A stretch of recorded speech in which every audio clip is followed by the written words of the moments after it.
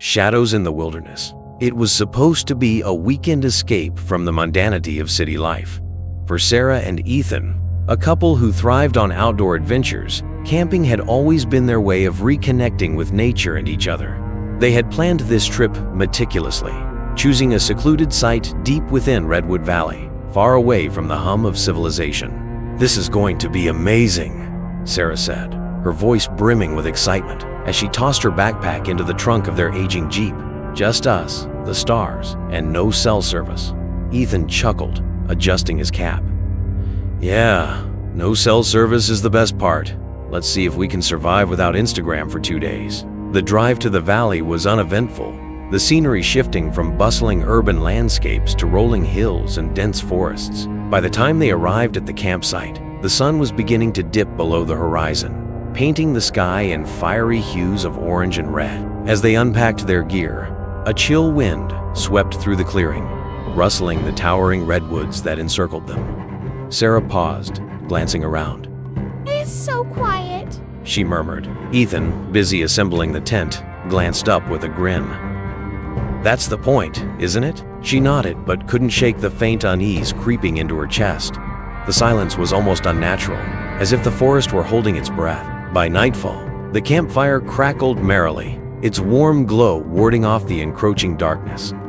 They sat side by side, roasting marshmallows and sharing stories. Laughter echoed through the clearing, and for a while, Sarah forgot her earlier apprehension.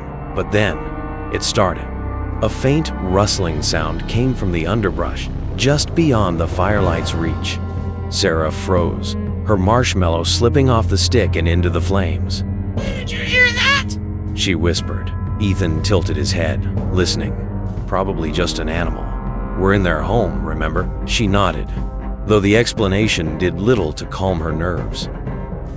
The rustling stopped, leaving an eerie stillness in its wake. For the rest of the night, Sarah found herself glancing over her shoulder, the shadows cast by the fire playing tricks on her mind. The next morning dawned bright and clear, dispelling the unease of the previous night. They spent the day hiking through the forest, marveling at the sheer grandeur of the ancient trees and the vibrant greens of the undergrowth. It felt good to be out in the open, surrounded by nature's beauty. "This is exactly what we needed," Ethan said as they stood on a rocky outcrop, gazing at the valley below. "Just look at that view." Sarah smiled, her earlier fears forgotten. "It's perfect." By the time they returned to the campsite, the sun was setting once again. They cooked dinner over the fire, their laughter and conversation filling the clearing. But as the night deepened, the forest seemed to come alive. The rustling returned, louder this time. Sarah's heart raced as she scanned the darkness, her flashlight cutting through the shadows. "Ethan, something's out." He stood, gripping a makeshift club he'd fashioned from a sturdy branch. "Stay close to the fire. Animals don't like..." But it didn't feel like an animal. The sounds were two deliberate footsteps, slow and measured, circling their camp. Sarah's grip on the flashlight tightened as the beam caught glimpses of movement between the trees. "Hello?" Ethan called out, his voice firm. "If someone's out there, you are trespassing." Silence. Then, a low, guttural laugh echoed through the trees, chilling Sarah to the bone. "That's not an animal," she whispered, her voice Ethan nodded, his jaw tight. "Let's get inside." They retreated, zipping the tent closed and dousing the fire. Inside, the darkness felt oppressive. Every sound outside seemed amplified, the snapping of twigs and rustling of leaves like thunderclaps in the silence.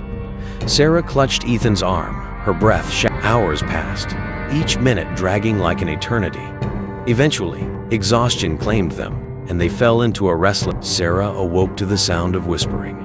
It was faint, but unmistakable, a chorus of voices murmuring just outside the tent. She nudged Ethan awake, her eyes wide with, "Do you hear that?" He listened, his face paling. The whispers grew louder, forming words they couldn't understand. It sounded like a language long forgotten, guttural and sinister. Ethan grabbed his flashlight and unzipped the tent slowly, his movements cautious. The beam cut through the darkness, revealing nothing. The forest was empty, the whispering abruptly silent. "Here is no one there," he said, though his voice lacked but Sarah knew better. She could feel Ida presence lurking just beyond their sight, watching. The following day, they decided to cut the trip short. As they packed their gear, Sarah couldn't shake the feeling of being watched. The forest seemed darker. The air, even the birds had fallen. Their hike back to the car was tense, every snap of a twig or rustle of leaves sending their hearts racing. The sense of relief when they finally reached the Jeep was palpable. They tossed their gear into the trunk and climbed in, eager to leave the valley behind. But the relief was short-lived. As Ethan turned the key, the engine sputtered and died. He tried again, but the Jeep refused. No, no, no, he muttered, slamming his hand against the steering wheel. This can't be happening. Sarah's eyes darted to the tree line, where shadows seemed to shift and move. Ethan, we need to go. They decided to follow the dirt road on foot, hoping to find help. The sun was setting, casting long shadows across the... Then, they heard it. Footsteps, heavy and deliberate, following them. Ethan spun around, brandishing his club, but the path behind them was empty. We're not alone, Sarah whispered, her voice. Ethan nodded, his grip tightening. Just keep moving. The footsteps grew louder, closer. Shadows danced around them, forming shapes that seemed almost human, but not quite. Panic set in as they broke into a run, the forest closing in. When they finally saw the lights of a ranger station in the distance, relief flooded their bodies.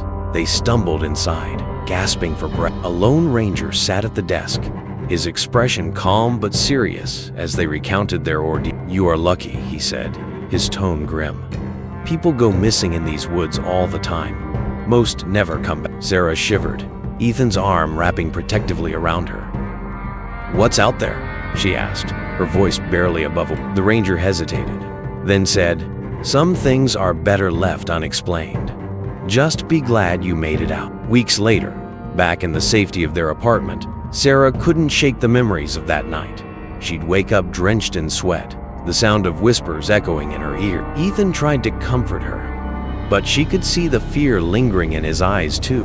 One morning, as she brewed coffee, she noticed something on the kitchen counter. A single twig, damp with dew, lay in the center of an otherwise spotless surface. Her blood ran cold. They hadn't brought anything back from the forest.